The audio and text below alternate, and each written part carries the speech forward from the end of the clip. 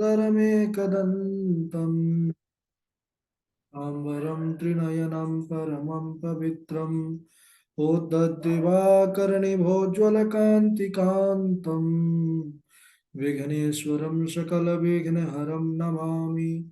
नमः परमहंसास्वादितचरणकमलचिन्मकरन्दाय भक्तजनमानसनिवासाय श्रीरामचन्द्राय कृष्णत्वदीयपदपङ्कजपञ्जरान्ते अद्यैव मे विशतु मानसराजहंसः प्राणप्रयाणसमये कफवात पित्ते कण्ठावरोधनविधौ स्मरणं कुतस्ते ध्याये नित्यं महेशं रजतगिरिनिभं चारुचन्द्रावतंसं रत्नाकल्पोज्ज्वलाङ्गं परस्मृगवराभीतिहस्तं प्रसन्नं पदमासीनं समन्तास्तुतममरगणैर्व्याघ्रकृतिं वसानं विश्वाद्यं विश्वबीजं निखिलभयहरं पञ्चवक्त्रं त्रिनेत्रम् करचरणकृतं वा कायजं कर्मजं वा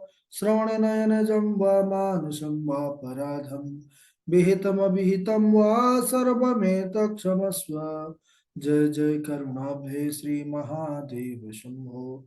श्रीलक्ष्मीनाथ समारंभां नाथयामुनिमध्यमाम् अस्मदाचार्यपर्यन्तां वन्दे श्रीगुरुपरम्पराम्। अञ्जनानन्दनं वीरं जानकी शोकनाशनं कपीशमक्षहन्तारं वन्दे लङ्काभयङ्करम्। भक्तिभक्त भगवन्त गुरु चतुर्नाम वपुएक इनके पद वंदन किए नासत विघ्न अनेक। बोले शाम्ब सदाशिव भगवान की जय, पावन शिव महापुराण की जय। परम मंगलमय परात्पर अखिलेश्वर अचिंत कल्याण गुणगण निधान सर्वेश्वर सर्वाधिपति श्रेष्ठ आचरणवान प्रजा के सुखदाता विज्ञान के पूर्ण ज्ञाता देवाधिदेव जगत नियंता जगदीश्वर पंच तत्वोत्पादक विश्वेश्वर मंगल करता श्री शाम सदाशिव भगवान के पावन चरणारविंदों पर कोट सा नमन नतमस्तक वंदन एवं अभिनंदन। पराम्बा भगवती जगदीश्वरी शंकर शिव प्राण वल्लभा जगत जननी माँ जगदम्बा माता पार्वती जी के पावन चरणारविंदों पर कोटि प्रणति। शिवाय शंभो का यह शब्द में विग्रह शिव महापुराण को कोटि कोटि प्रणाम। समस्त भूतादि के सिया राम में सब जग जानी करहूँ प्रणाम जोर जुग पानी। बड़ा भाग्य है हम सब की शिव शास्त्र पर प्रवेश करके शंभु के पावन लीला चरित्र का लाभ प्राप्त कर रहे हैं। कल के दिवस में हम सब ने देखा कि वह सत ब्रह्म जो किसी भी आकार में नहीं, संपूर्ण व्यक्त रहने वाला वह परमात्मा का जो कोई स्वरूप नहीं, सर्वत्र वही स्थित है लेकिन कहीं भी उसका एक स्वरूप नहीं, कहीं भी कोई मूर्ति नहीं। तो यह जगत में भी कैसा था पहले? तो हम सब ने देखा कि पहले कुछ नहीं था, केवल आकाश शून्य मात्र था, अंधकार ही अंधकार व्याप्त था, क्योंकि ना तो सूर्य चंद्र आदि ग्रह नक्षत्र थे और ना ही दिन रात, उन्हीं से ही सब दिन रात की गणना होती है। यहाँ तक कि ना शब्द ना स्पर्श और ना ही किसी भी प्रकार का कोई वायुवाद की भी वहां पर स्थिति थी। तो वह सत परमात्मा जिसको सत कहा गया है, सत्यम परम धीमहि, भागवत जी के मंगलाचरण में भी उसी सत स्वरूप जो सर्वत्र स्थित है, व्यापक है, जिसकी सत्ता सभी कालों में है, वह परमात्मा ने अपने मूर्ति आकार की कल्पना की। क्योंकि अब वह उसकी इच्छा है एको हम बहुश्यामा। तो मूर्ति को अगर क्रिया में लाना है तो शक्ति की आवश्यकता होती है, उन्हीं से शक्ति का प्रादुर्भाव हुआ। और फिर उन्होंने शिवलोक, शिव क्षेत्र जिसको हम कहते हैं काशी, वह काशी नगरी महाराज यह सृष्टि से पूर्व की है, सदा शिव ने ही इसको बनाया है।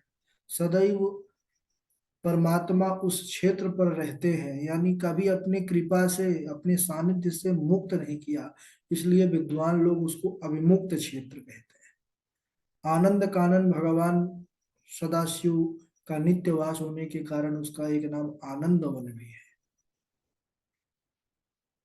इसके बाद कल के ही प्रसंग में हमने देखा कि उन दोनों ने विचार किया कि हम किसी ऐसे पुरुष को बनाएं, ऐसी सृष्टि करें कि जिसके ऊपर सृष्टि संचालन का कार्यभार सौंप करके और हम स्वतंत्र रहें इस प्रपंच के कार्यों से। चेता समुद्र महाकुंजा चिंता कल्लोल लोहितम, क्योंकि यह संसार जो है बोले कि माया से भरा हुआ है, तो संसार से हम सर्वथा दूर इस नगरी पर निवास करें और ऐसी सृष्टि करें कि व्यवस्था चलती रहे। तो सदाशिव सत परमात्मा ने अपने 10वें अंग के 10वें भाग पर अमृत का सिंचन किया, उससे बड़ा सुंदर शांत एक अद्भुत जो है तो पुरुष प्रकट हुए। बोले उनमें सतोगुण की प्रधानता थी और त्रिभुवन में उनके समान सुंदर कोई नहीं था। उन्होंने हाथ जोड़ करके कहा उन परम पुरुष परमेश्वर से, सदाशिव से, कि हे प्रभु मेरा नाम बताएं, मेरा काम बताएं। भगवान शंकर देखे कि बड़ा ही अनुपम स्वरूप है इनका, प्रसन्न होकर के कहने लगे बड़ी सुंदर वाणी में कि विष्णुविति व्यापकत्वे नाम ख्यातम भविष्यति बहुन्यन्यानि नामानि भक्त सौख्य कराणि, कि आप सर्वत्र व्यापक हैं, इसीलिए व्यापक होने के कारण आपका नाम विष्णु होगा और आप जगत में इसी नाम से विख्यात होंगे। इसके अतिरिक्त आपके और भी अनंत नाम होंगे आपके लीलाओं के अनुसार, और आप भक्तों को सुख देने वाले होंगे, ऐसा सदाशिव ने कहा। और इसके बाद उन्होंने कहा कि आप तप कीजिए, क्योंकि समस्त कार्यों का साधन तप ही है। ऐसा वह सदाशिव जो ब्रह्म है वह आकाशवाणी के रूप में निर्देश दिया। तो भगवान सदाशिव सतब्रह्म ने अपने श्वास के माध्यम से वेदों का ज्ञान भी भगवान नारायण को, विष्णु को प्रदान किया। विष्णु जी 12,000 दिव्य वर्षों तक उन्होंने बड़ी तपस्या किया, 12,000 दिव्य वर्षों तक, लेकिन फिर भी शिव जी का, वह सद ब्रह्म का साक्षात्कार उनको नहीं हुआ। तब फिर आकाशवाणी हुई भगवान सदाशिव की मंगलमय कि आप पुनः दीर्घ काल तक तप करें, तब जाकर के आपको दर्शन की प्राप्ति हो। शिव की वाणी को सुन करके विष्णु जी ब्रह्म में अपने ध्यान को स्थित कर करके और बोले पुनः बहुत कालों तक तप किया और तपस्या के श्रम से उनके शरीर से बहुत सी जलधाराएं निकलना प्रारंभ हो गई सज्जन। उस समय उनको उस ब्रह्म का बोध होने लग गया और इतनी जलधाराएं उनके शरीर से निकलती हैं कि पूरा त्रैलोक जलमग्न हो गया। सब जगह है, पहले अंधकार ही अंधकार था, अब जल ही जल व्याप्त हो गया। और फिर भगवान नारायण विष्णु उसी जल पर शयन करने लगे और बहुत कालों तक सोते रहे। जल पर शयन करने के कारण इसलिए इनका एक नाम पड़ा नारायण।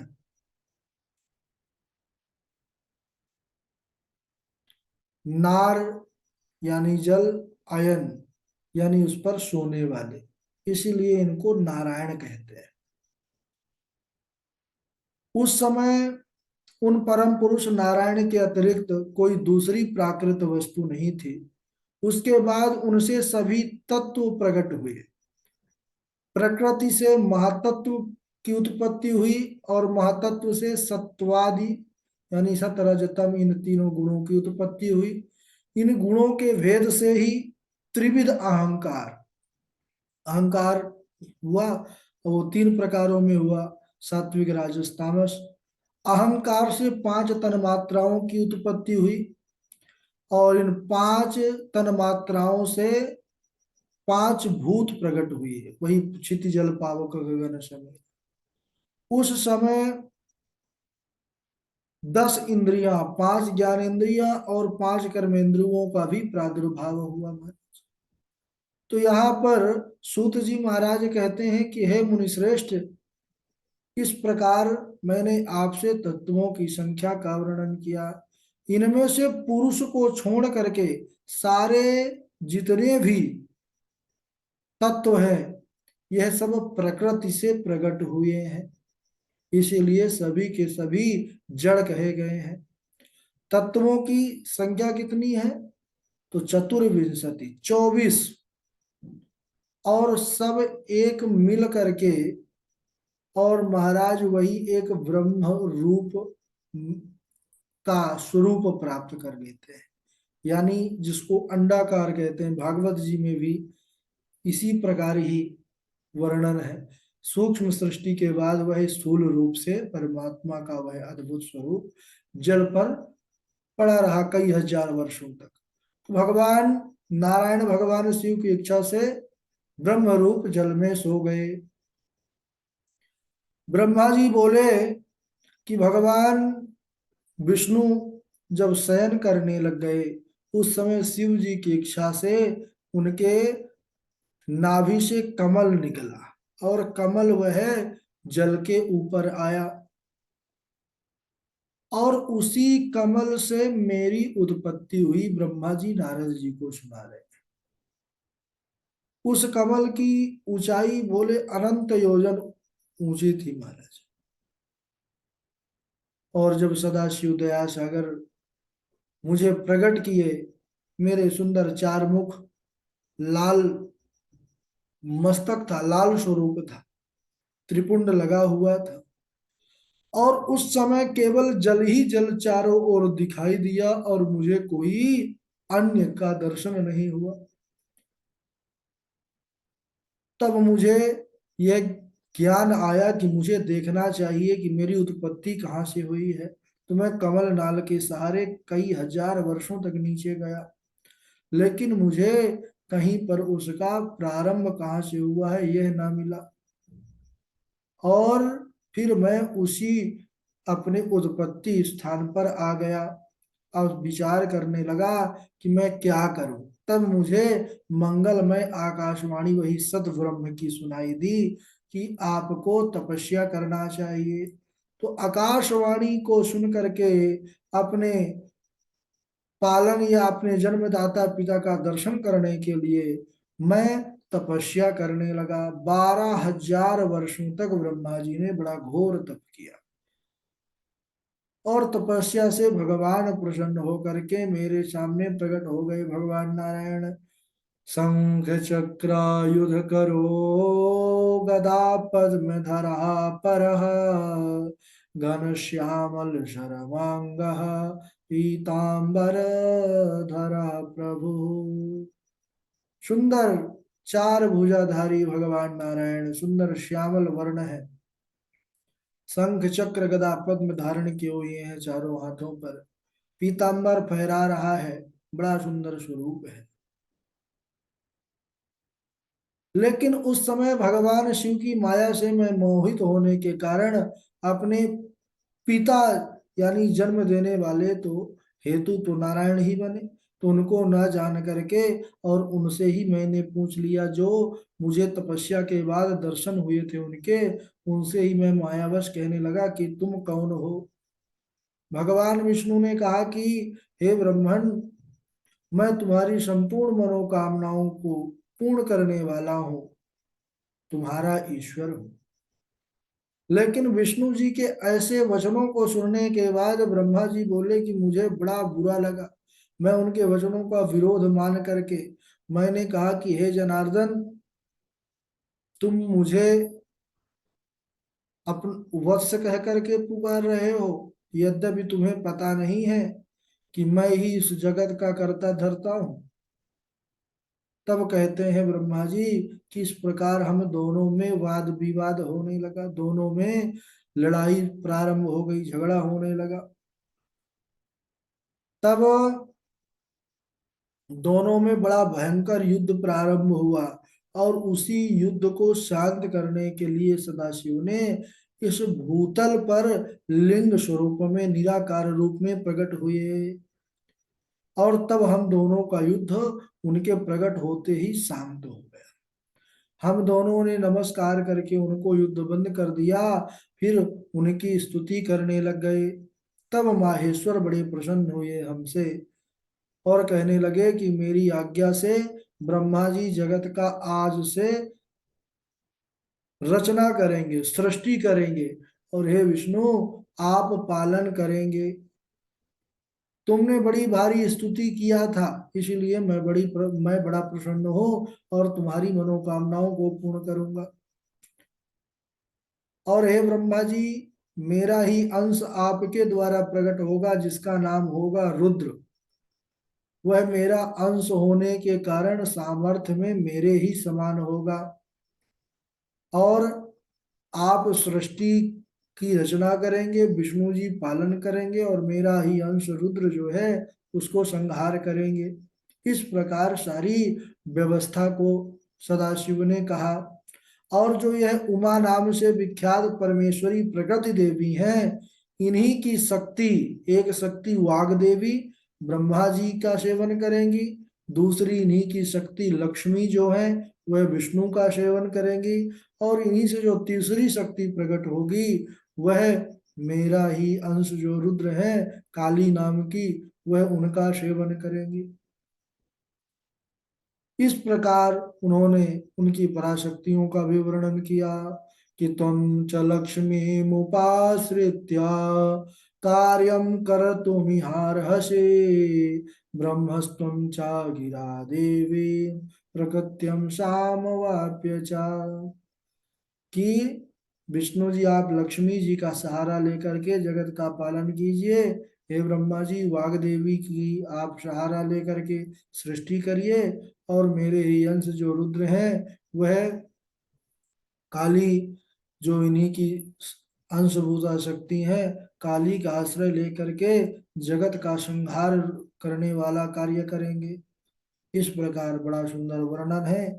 इसके बाद यहाँ पर विष्णु जी को भगवान शिव ने अपनी ही समानता प्रदान की है, उनकी विशेष भक्ति और उनकी सत्य निष्ठा को देख करके, जिसके कारण भगवान नारायण के ही विविध अवतार होते हैं और उनका विशेष रूप से पूजन होता है मंदिरों पर। तो इन्हीं सदाशिव की कृपा है। बोलिए सदाशिव भगवान की जय। चलिए आज यहीं तक, श्लोक काफी हो चुके हैं, इसको हम अगले दिवस श्रवण करेंगे। इसके आगे बारी बारी से श्लोक सुना देंगे। सबसे पहले पंडित राजेश शर्मा जी हैं, प्रियाम जी हैं, नंद जी हैं। ठीक है, आप तो आज डॉक्टर साहब भी नहीं जुड़े हैं, विशाल जी भी नहीं जुड़ पा रहे हैं। अच्छा अच्छा, राजेश जी का भी स्वास्थ्य ठीक नहीं है, तो प्रियाम जी सुना दें और नंद जी सुना दें, आप दोनों लोग ही सुना दें। राधे राधे।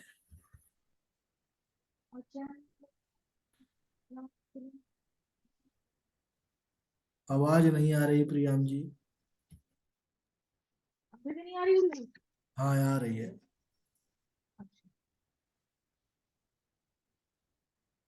अचंद मन जलम अमनो भूतरम वक्तम विषय पदाचनम अनामरूपवर्णम च स्थूलम मयत्रशम परस्वदीर्घमलघु गुरु वपरि परिवर्जितम नयत्रोपचयाकस्ति तथा नोपचयोऽपि च सशक्तिरम्बिका प्रोक्ता प्रकृतिः सकलेश्वरी त्रिदेव जननी नित्या मूलकारणनित्युता तदेव काशी केति येता प्रोच्यते क्षेत्रमुत्तमम् राधे राधे गुरु जी। नंद जी से। गुरु जी। अचंद्र मन हो रात्रे मन मनग्नि निज भूज लयम अमन गोचरम वाचाम विषयाम ना कदाचना अनाम रूपम वर्णम च न स्थूलम न यत्कृशम अधिस्व दीर्घमलगुं गुरुत्व परिवारजितम न न यत्रोपचया कश्चित् तथा नोऽपि चयोऽपि च सा शक्तिरम्बिका प्रोक्ता प्रकृति सकलेश्वरी त्रिदेव जननी नित्या भूतकारमित्युता तदेव काशी केतमेतत् प्रोच्यते क्षेत्रमुत्तमम्। राधे राधे। चलिए बहुत सुंदर। ठीक है, अब तो दो लोग हैं।